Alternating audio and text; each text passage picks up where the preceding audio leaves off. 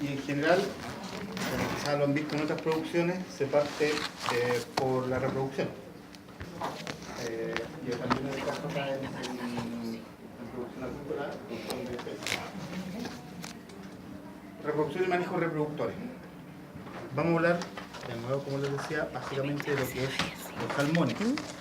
Y cuando hablamos de los salmones, hablamos de reproductores en vía silvestre.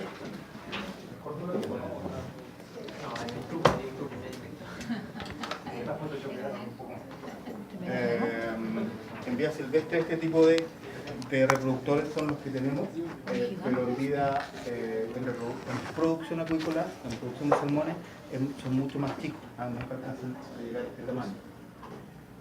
Y uno obtiene los reproductores, inicialmente en la acuicultura, los reproductores se obtienen desde la vía silvestre.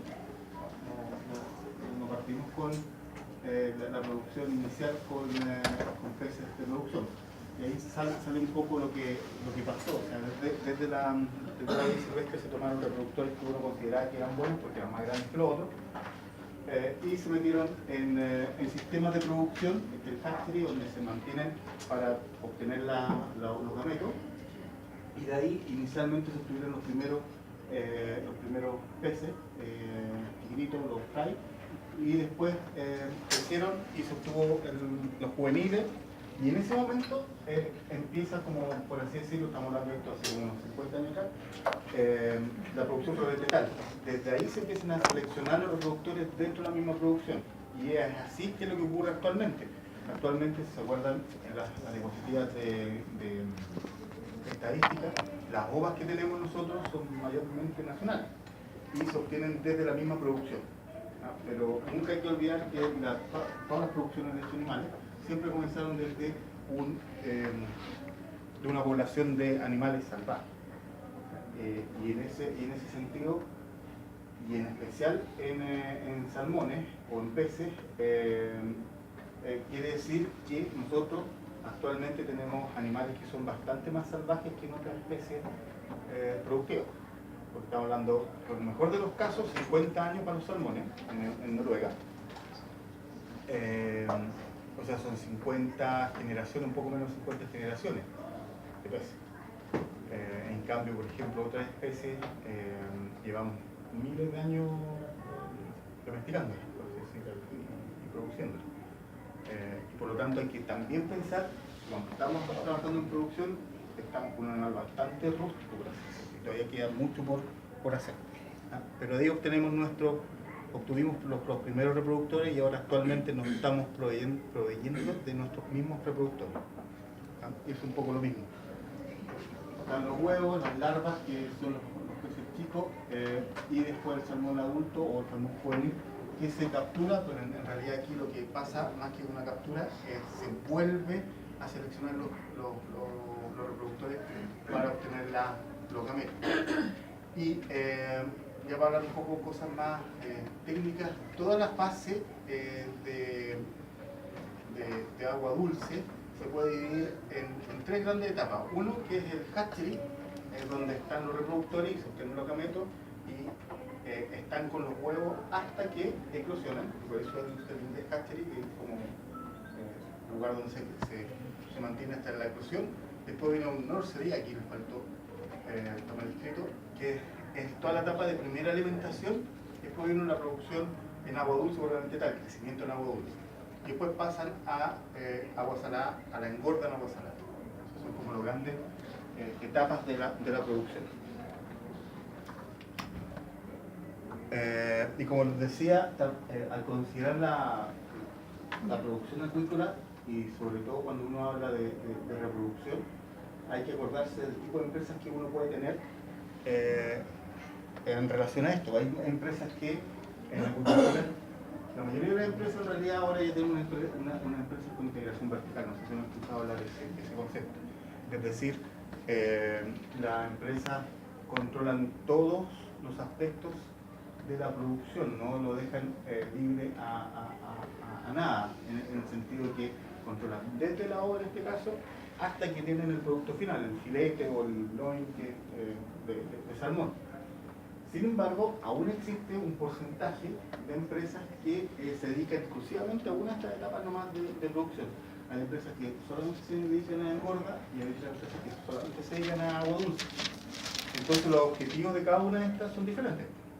Los objetivos de agua dulce es obtener, ojalá, la mayor cantidad de huevos, ¿cierto?, fertilizados, y que de esos huevos fertilizados la mayor cantidad eclosionen, ¿no es cierto?, que no se pierdan en el camino, y de esos que eclosionan, ojalá todo eso no se muera en el camino y se puedan pegar a engorda, ¿no es cierto?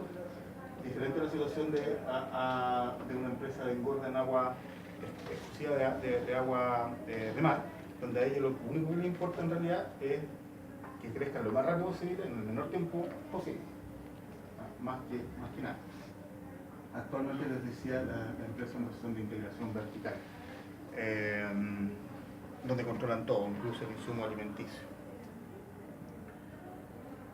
Y por eso también los productos que uno obtiene de la salmonicultura tienen diferentes precios. Por ejemplo, la ova ojo, que vamos a ver por qué no sé qué cosa es, pero una ova que ya está fertilizada cuesta $0,05. En cambio, los small de salar, o sea, los que están listos para pasar a mar, cuestan 1. ¿Por qué? Porque hay todo un periodo de alimentación y de manejo que va incluido. Entonces, evidentemente, las empresas que, por ejemplo, solamente van a producir ovas fertilizadas, lo que les interesa es tener mucha ova, porque por cantidad van a ganar, ¿no es cierto? En cambio, los que venden solamente small, que se podría ser otra opción, dentro de la misma fase de agua dulce, lo que les importa es tener un small de buena calidad, porque pueden cobrarlo a ese precio que es más caro.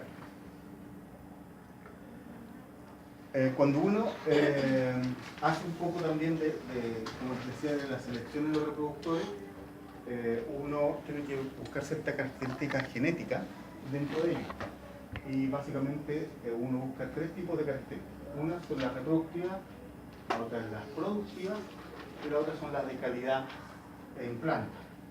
Las reproductivas son, ojalá que tengamos una población de reproductores que tengan desove tanto tempranos como tardíos, para tener una estabilidad, ahí vamos a ver, del desove,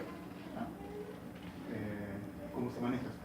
Que tengan una buena fecundidad, que la sobrevivencia de esas ovas también sean buenas, y evitar la maduración tardía de reproductores. Entonces uno selecciona reproductivamente eso. Las productivas, bueno, esas son las más conocidas por ustedes, me imagino, las que están asociadas a características genéticas, como velocidad de crecimiento, factor de conversión y también resistencia a enfermedades. Y las características genéticas asociadas a la planta, en el caso de los peces, en el caso de los salmones, tiene que ver con el color y el porcentaje de GAPI. En el color es importante que los peces genéticamente sean capaces de absorber el pigmento y retenerlo. Eso es un componente genético. Y mientras más sea alto eso, es mejor. Y el gapping es esta característica que ocurre en el músculo del salmón, en los peces, que se abren las capas musculares. No sé si lo han visto en algunos peces. Eso es indeseable. La idea es que sea con un trozo firme que no se abre. Mientras más porcentaje de gapping es peor, desde el punto de vista de calidad. Y eso también está asociado genéticamente.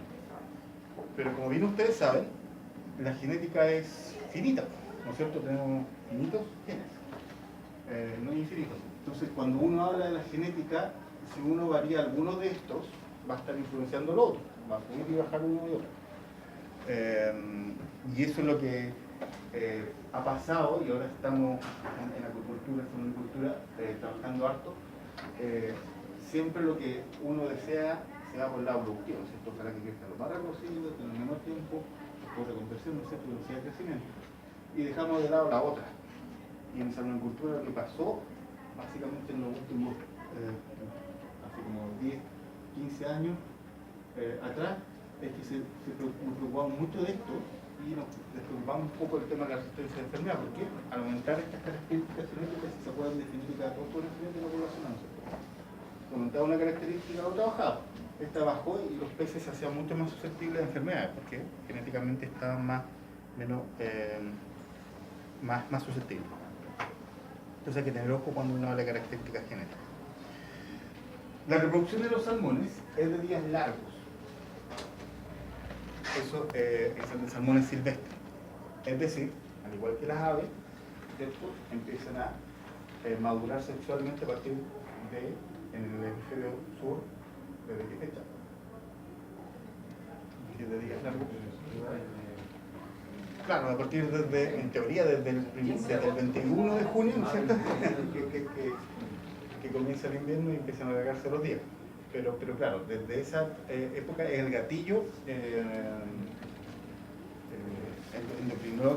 endocrino para que empiece a desarrollarse sexualmente o madurar sexualmente los animales. Y empiezan a colocar huevos en la vida silvestre en primavera-verano. Conociendo esto, ¿quién ha hecho pollo acá? ¿Todos? Conociendo esto, entonces, ahora, cuando hagan pollo, se van a acordar de los sándwiches. Generalmente al revés, cuando ven los sándwiches se pueden volver.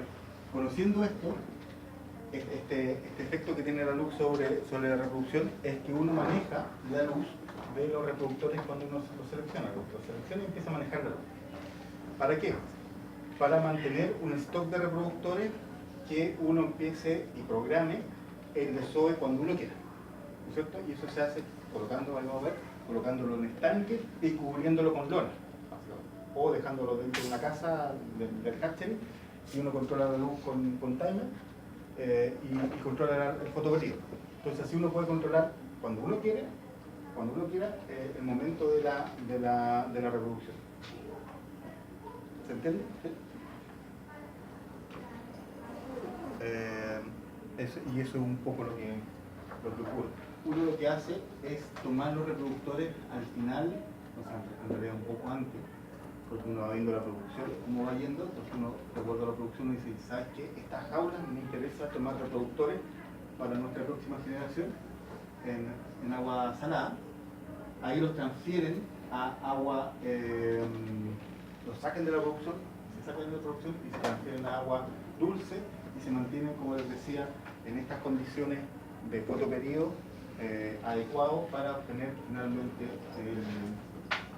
los gametos y todo el proceso que vamos a ver, que es la parte reproductiva.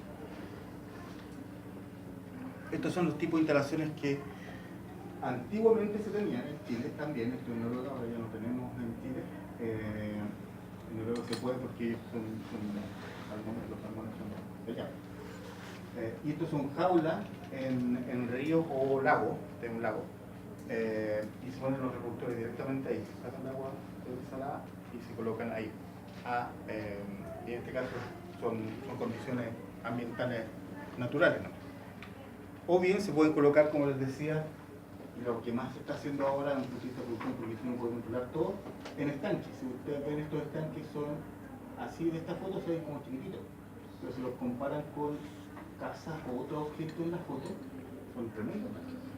Y ahí, bueno, cuando vean la diapositiva en la casa, se van a dar cuenta que hay uno. Ahí están los reproductores, ahí adentro se ven una mancha negra. Y esto, evidentemente, se pueden tapar y se pueden manejar de una forma mucho más controlada. Ahí están esos tanques, incluso con este tipo de estructura en donde uno pone una lona, si uno quiere controlar la luz, mueve esto y cierra y está todo oscuro. Entonces uno puede mantener una condición de invierno prolongado hasta cuando uno quiere empezar la reproducción. Y es por eso que actualmente en Chile tenemos una producción bastante constante durante el tiempo. ¿Por qué? Porque a los productores no les interesa ganar solamente plata en un momento del año, sino todo el momento. Entonces, mantener la producción de forma constante. Profe, cuando usted habla de manejo de la luz, pero no ha dicho qué tipo de luz artificial, ha mencionado que se tapa, ¿no?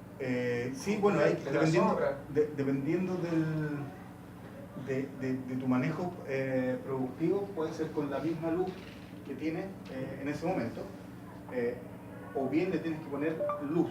Por ejemplo, si tú quieres poner que desoven más tirado para invierno, entonces tienes que hacer todo un manejo de tenerlos oscuros durante la primavera y verano,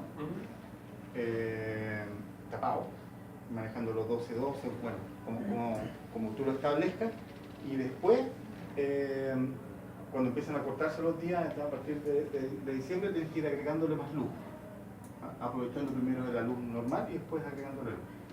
Sobre todo en zonas extremas como la décima, igual hay diferencia importante. Disculpe, me aproveche de su conocimiento, pero ya, vamos a ocupar luz artificial, pero ¿qué tipo de luz? Porque hay muchos tipos de luces, luces blancas, amarillas. Sí, son luces blancas, en general se ocupan las luces estas luces de tubo fluorescente, por un tema de economía.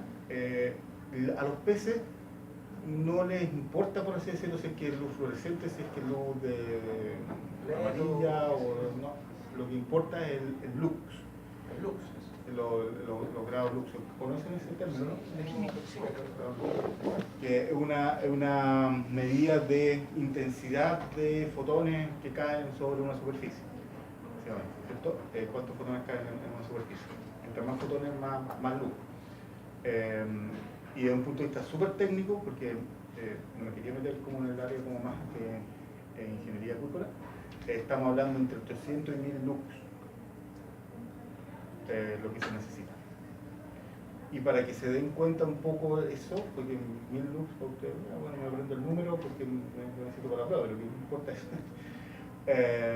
para que tenga una comparación, 100 lux es una luz que uno puede ver, es una luz tenue que apenas puede leer. Entonces 1000 lux es como un poco como esto.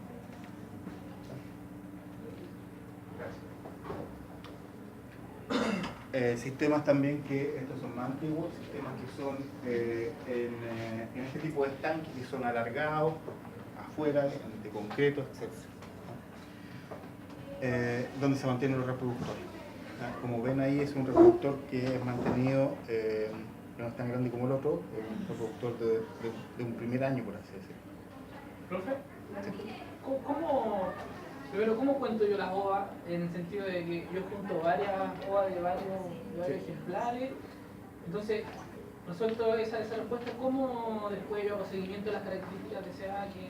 Porque me imagino que en producción se vale 0,05, bueno, es miles de OVA el negocio, digamos. Entonces, sí. Ahí igual se me pierde el seguimiento. ¿Cómo se maneja eso? Sí, ahí lo vamos a ver cuando hablemos de incubación. Te está adelantando un poquito, pero sí hay una forma de, y de hecho se tiene que hacer un seguimiento, el sistema está para que exista una trazabilidad completa de los individuos. Ahí lo vamos a ver, pero sí, es una buena pregunta, y se cuenta en la OVA, hay una forma de contar la OVA, todo eso. ¿Cuáles son los criterios de elección? En la elección el número inicial de reproductores, básicamente va a depender un poco de lo que quiera la empresa. Las características productivas del lote de producción, el programa formal de mejoramiento genético, o sea, si uno quiere hacer un mejoramiento genético, quiere mantenerse con la genética, solamente reemplazando los FP1, ¿no es cierto? Y no hacer una mejora genética más allá de eso, ir buscando ciertas características genéticas o importar, por ejemplo, gametos para mejorar. Pero básicamente la elección depende de las características productivas que uno quiera tener como les decía, deben ser criados separados de los lotes de producción. Los reproductores, una vez seleccionados, para evitar para ir seleccionándolo y sacando las agua dulce. Y esto se hace con cierta anticipación. Uno va viendo los lotes de producción cuando llegan a mar, y bueno, y desde antes, incluso en agua dulce, cómo crecieron. Entonces uno sabe cuáles son los lotes que están mejor, por ejemplo, para crecer, o los que recibieron más enfermedades, y uno tiene ojo en esos peces y los selecciona posteriormente. El origen y mantención de un stock de reproductores es la clave para mejorar el volumen de producción. Si tenemos buenos reproductores, vamos a tener una buena cantidad de ova y una buena calidad de gametos. Ahí hablamos de semillas, por el que hablábamos como que en la agricultura hablamos como harto de palabras agronómicas. Las semillas son los gametos.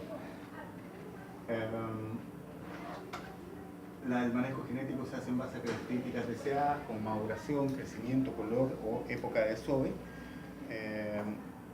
y que dependen de factores genéticos y ambientales, evidentemente. Y va a depender la mantención y el origen de los objetivos perseguidos. Por ejemplo, si tiene una integración vertical, la empresa controla todo, quizás la empresa va a decidir, ¿sabes qué? Este año lo que más me va a interesar no es seguir aumentando mi producción, sino mejorar ciertas características, por ejemplo, la resistencia a enfermedades, y eso pasa con algunas empresas.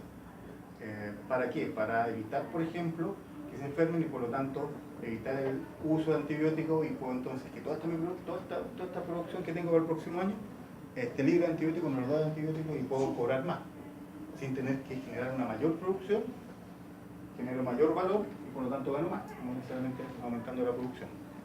Entonces va a depender un poco. También, si tus reproductores los vas a ocupar solamente, tu intención es solamente obtener ovas, probablemente lo que tú quieras es mantener un reproductor una vez y eliminarlo. En cambio, si es que quieres mantener ese reproductor y ver cómo salió esa descendencia, probablemente quieras mantener ese reproductor por un tiempo más y puedes ocuparlo, mantenerlo vivo. Entonces va a depender un poco de lo que se quiera. Esa es como la definición más académica de lo que es la maduración y la reproducción, con los procesos de producción de ova y semen con maduración de adultos, como una secuencia de eventos larga y compleja, precisamente por bien definida. Básicamente es lo mismo que pasa en otros vertebrados. Esta señal luminosa hace que se gatille la liberación de hormonas, que hace que las células germinales a nivel de ovario y testículos comiencen tanto a multiplicarse, a dividirse, como a crecer también, hasta obtener a través de meiosis para producir los gametos finalmente. En la naturaleza, los salmones se reproducen en este tipo de situaciones. Creo que vimos el video, ¿no es cierto? El salmón reproduciéndose en vida silvestre, ¿no? Lo vamos a ver entonces. ¿Donde están arrancando por esa carretera? Ya, y después lo vimos el otro que estaban, uno abrió una boca y se venían otros y se comían preso. Bueno, este a esa. ¿No? ¿No viniste? Sí. Era bueno, lo podemos repetir en todo caso, pero la fertilización de los salmones ocurre en los ríos, como se veía ahí, en zonas bastante calmas, y donde se colocan se reúnen el macho y hembra para fertilizar esta fertilización de los gametos. Los grupos de reproductores idealmente deben ser definidos tempranamente cada año, como les decía, para que las condiciones sean apropiadas, para que uno pueda controlar bien la maduración sexual, controlar bien las necesidades de peces, controlar la nutrición necesaria para obtener buenos reproductores, y manejos sanitarios también que obligatoriamente hay que hacer. Y en ese sentido, el manejo más importante en manejo de reproductores son el manejo de densidades, o sea, cuántos peces por estanque, por jaula, debemos tener. En producción en general se manejan producciones de 20, 17, en algunos casos 25 kilos por metro cúbico, o sea, hartos peces por espacio. En cambio, los reproductores menos. ¿Y por qué creen que es menos? Es una buena pregunta. Una, porque son más grandes. Lo dejan crecer más hasta madurar, ¿cierto? Y lo otro, ¿por qué? Por la agresividad, porque los salmones que son altamente agresivos, entonces no podemos tener muchos salmones juntos que no empiecen a pelear entre ellos, como desarrollo de madurez sexual. Y se manejan con temperaturas más bien bajas, en agua dulce, con aporte de oxígeno si es que es necesario. Y por lo tanto, el manejo de esta densidad adecuadamente disminuye los factores de estrés, conducta agresiva, como dice ahí. Se maneja entonces, las densidades son más bajas que en producción, ese es como el concepto de la depositismo. Y también se hace un manejo nutricional para obtener buenos reproductores y para que esta madurez sexual se ocurra adecuadamente. Básicamente lo que se necesita aplicar desde el punto de vista nutricional o incluir en el alimento son pigmentos, son carotenoides, y el más conocido es la astaxantina, que les da este pigmento rojo a la carne, pero también desde un punto de vista de madurez sexual importa, porque por dos motivos. Uno, porque le dan las características sexuales secundarias. ¿Se acuerdan cómo eran los hormonas maduros, ¿no es cierto? Rojos, con estas, y eso lo da el carete medio. Y por otro lado, acuérdense que la etapa de madurez sexual y reproductiva en todas las especies es súper estresante en el sentido de gasto energético y de estrés oxidativo, por así decirlo, del animal en sí. Y los carotenóides, ustedes saben que los pigmentos son antioxidantes. Entonces también sirven como antioxidantes. También se deben incluir ciertas vitaminas, que la vitamina C y la E. ¿Y por qué? Nuevamente, ¿por qué? También son antioxidantes, ¿cierto? Entonces favorece a un estado antioxidante del cuerpo para favorecer una adecuada maduración sexual. Profesor, ¿Sí? profesor, ¿está determinado la cantidad de pigmentos que se tiene que dar por dieta para manejar el tema del color como...? Sí, sí. Para los reproductores no es tan complejo. Uno se le da se calcula una proporción de acuerdo a lo que van a comer, ¿no? Y aquí lo que más importa en realidad es que obtengan este color por esta característica sexual secundaria por color. No importa tanto el músculo, porque ahí no se ve.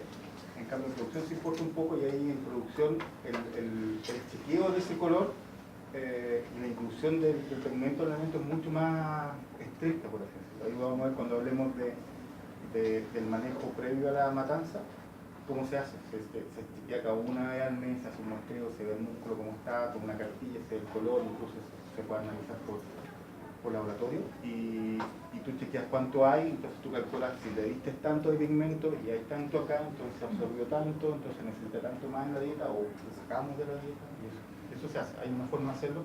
Incluso es una de las notas chicas que ustedes tienen que, como parte de los ejercicios de notas chicas, es eso, cálculo de pigmento en el alimento. Pero habían contado que este pigmento no es natural ¿hasta qué punto es natural dentro del proceso silvestre? No es natural, se obtiene desde los carotenoides. Ustedes saben dónde se obtienen, ¿no? Carotenoides, si le colocan otra R, sería carotenoides. Y carro viene de la zanahoria, ¿no es cierto? El naranja. Pero hay otros carotenoides de origen animal, y la astaxantina, por ejemplo, y la cantaxantina vienen actualmente la que se ocupa es artificial, en el sentido que no es la materia prima la que le da, sino que el proceso de sacar toda la astaxantina y colocársela en el alimento. Pero se saca desde los crustáceos, desde, por ejemplo, todo el exoesqueleto de los camarones que se venden. Tiene un montón de astaxantina. Ustedes han visto los camarones que no están cocidos, los ponen a cocer, ¿qué es lo que pasa? Se vuelven naranjos, está lleno de astaxantina. Así más o menos se maneja el tema de obtención de pigmento. En un momento se pensó, incluso se empezó a producir este tipo de pigmento que no era astaxantina ni cantaxantina, tenían otro nombre, porque eran artificiales, químicos, pero se dieron cuenta que era mucho más económico y rentable seguir produciendo, ocupando, por ejemplo, este esqueleto de crustáceos, porque es más caro hacerlo artificialmente, pero así se obtiene. Entonces se obtiene esto, después se muele, después se filtra y después se lo dan a la dieta. Por eso es artificial, pero no es artificial en teoría. Pero la característica entonces secundaria que se quiere potenciar es color de piel. Pero en términos de brillantez, entonces. De color, para que los machos se coloquen más rojos, por ejemplo. Y las hembras también tienen un pigmento un poquito más rojizo. ¿Por qué? Porque eso está asociado a una es la detección de la madurez sexual. Te sirve a ti. ¿Sabes qué? Se está madurando sexualmente. Un poco controlar desde un punto de vista visual la madurez sexual. Más que tener que hacer una biopsia, que antes se hacía, tomar biopsia, anestesiar al pez, abrir abdomen y tomar, por ejemplo, ovas o testículo, una muestra de testículo, para saber en qué estado de madurez sexual está. Entonces se optó por colocar siempre astaxantina para ver un poco el grado de maduración sexual. porque ahí no se van a reunir, en producción no se van a reunir macho y hembra y se van a decir, está bien, está bueno el colorcito, así que me parezco contigo, no.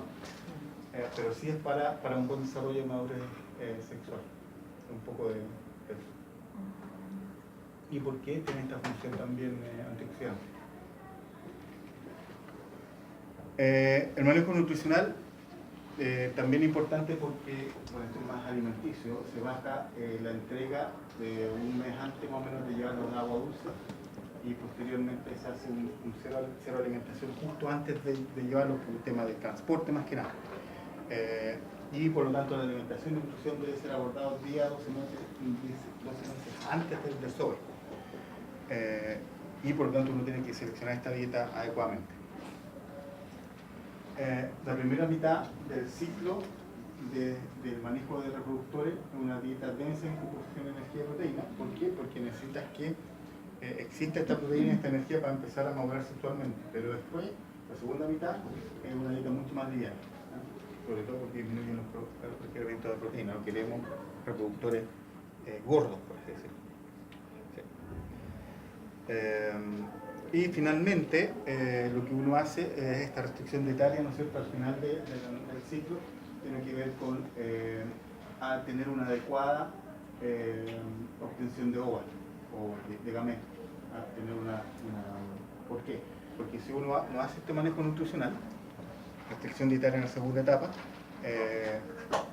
puede tener problemas de tipo de madurez sexual, se puede retardar la madurez o la pubertad, se puede reducir la fecundidad o el diámetro de ova y la habilidad de esta, y si se hace un mal manejo nutricional en las diferentes etapas, en la última etapa, por ejemplo, no tiene mucho efecto, pero esa última etapa es tan corta, por así decirlo, que no tiene un efecto nutricional directo. Entonces es muy importante controlar la nutrición, sobre todo en las primeras etapas de diferenciación sexual. Y también hay un manejo que hay que hacer con los reproductores, que es el sanitario, que es por obligación.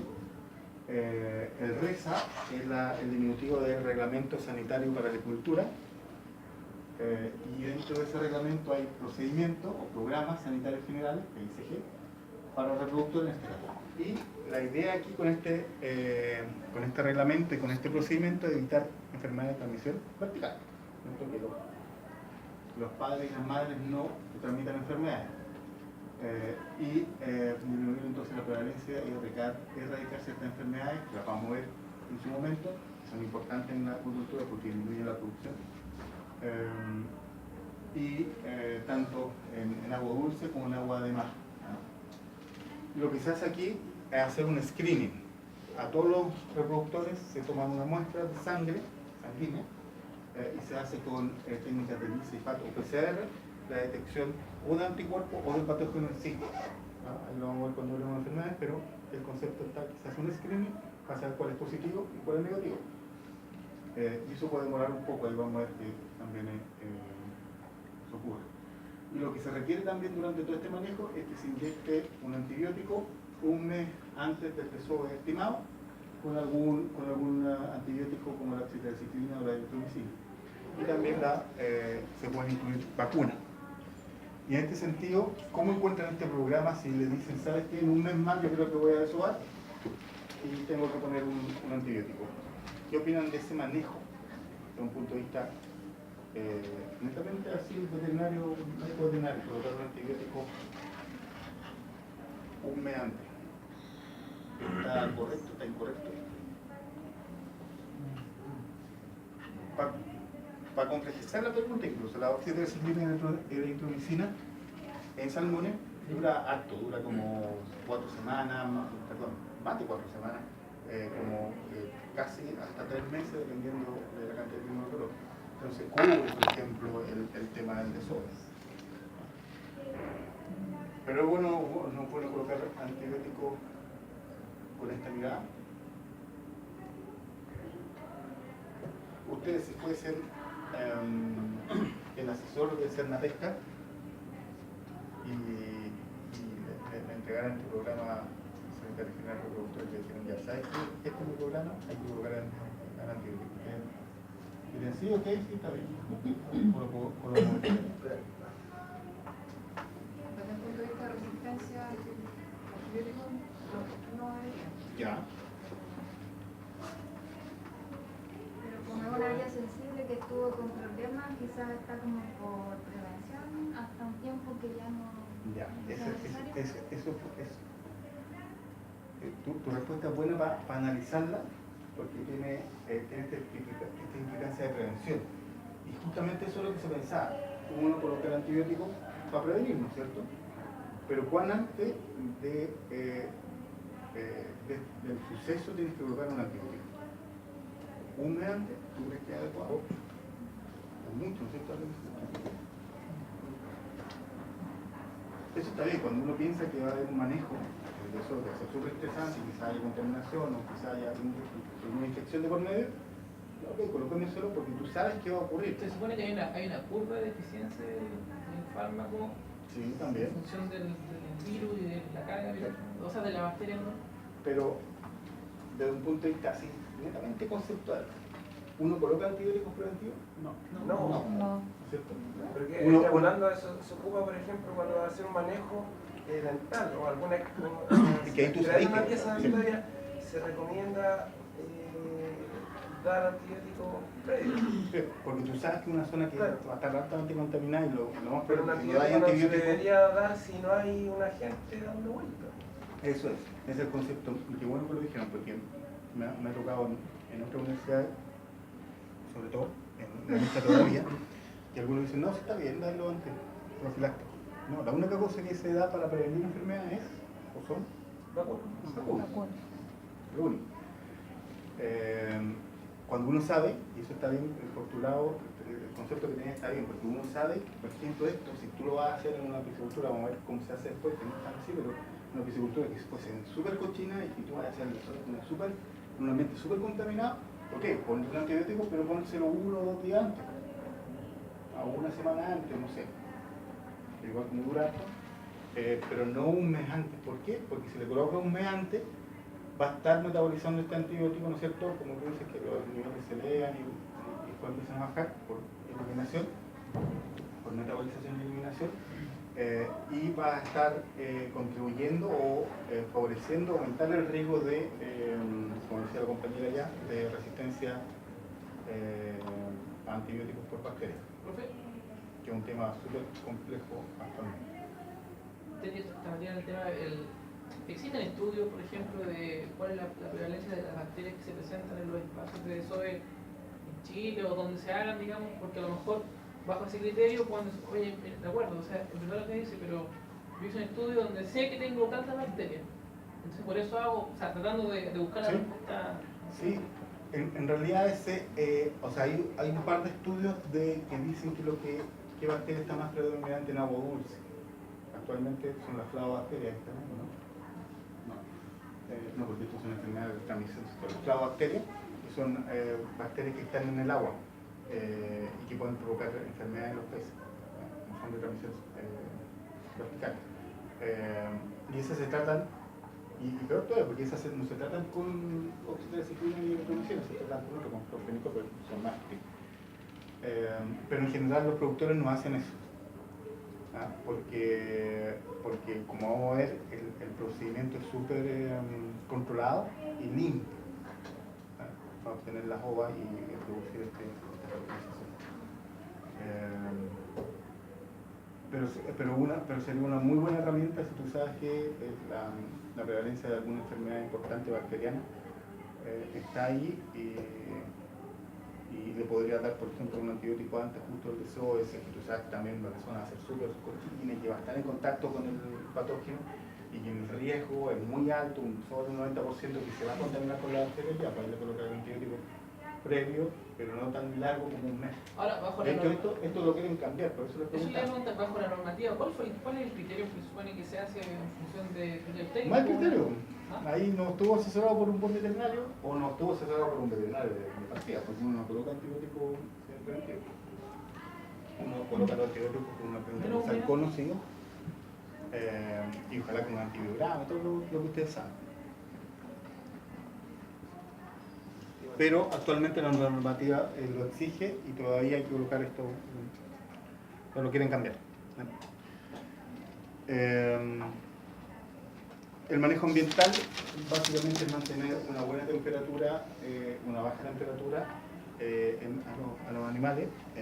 ¿Por qué? Porque hay una etapa, la etapa de maduración final, cuando se termina la vitologénesis, hasta el inicio de la ovulación, los meses antes del desove, es muy sensible a condiciones ambientales y manejo, y por lo tanto lo que hay que hacer es mantener la temperatura lo más baja posible para mantener los animales también lo más relajados posible.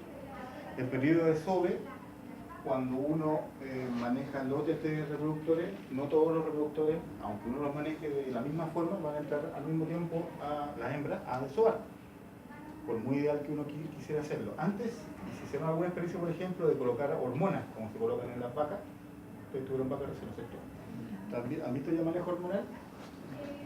Las famosas prostaglandinas, P2 alfa, para sincronizar celos, tener todas las vacas al mismo tiempo, los terneros al mismo tiempo. Alguna vez se hizo en salmones, pero el manejo es súper complejo porque tienes que tomar al salmón, sacarlo del agua, inyectarlo y volver a colocarlo al agua, entonces se produce un estrés, entonces incluso la maduración se ve afectada. Pero también funciona igual, uno podría hacerlo. Y bien particular cómo se hace, uno toma cerebro de pituitaria, ojalá, pero en general se toma cerebro completo del salmón, se tritura, se pasa por un filtro de 0,2 para eliminar bacterias básicamente, y eso se inyecta en el flúor. Y así tú están formando GNRH y todas las hormonas sexuales, como súper. Pero eso ya no se hace, ¿ya? Por todo este como estrés. Y por lo tanto uno obtiene periodos de desove que son amplios. En un par de días caen un par de hembras, al otro día no cae ninguna, al otro día caen 5, al otro día cae una y así. Entonces son periodos largos de desove. Más, además del hecho de que uno puede ir controlando lotes de reproductores con luz, como ya hablamos. ¿Por qué? Porque nunca la homogeneidad genética es 100% igual. ¿Cómo se hace y se detecta el momento de la reproducción, de la fertilización? Es haciendo un control de la maduración. Esto se hace con 1 a 2 palpajes semanales, según el avance de maduración, y la maduración se ve con las características sexuales secundarias. Y también va a depender de la temperatura del agua. Mayor temperatura, la maduración va a ser más rápida, ¿cierto? Por ejemplo, a 10 grados se hace solamente un palpaje por semana, a 10 a 12 grados 2 veces, porque como va a ser más rápido, hay que estar más pendiente de lo que está ocurriendo. El palpaje, ¿para qué sirve? Es para detectar crecimiento de ovas o de óvulos, como vas diciendo, y si es que está preparada. Se realiza por personal entrenado porque no puede ser una palpación muy fuerte, si no rompe el estroma de donde están los óvulos y se produce daño al reproductor. Sí. ¿Podría ser más específico con respecto a cómo es el palpaje?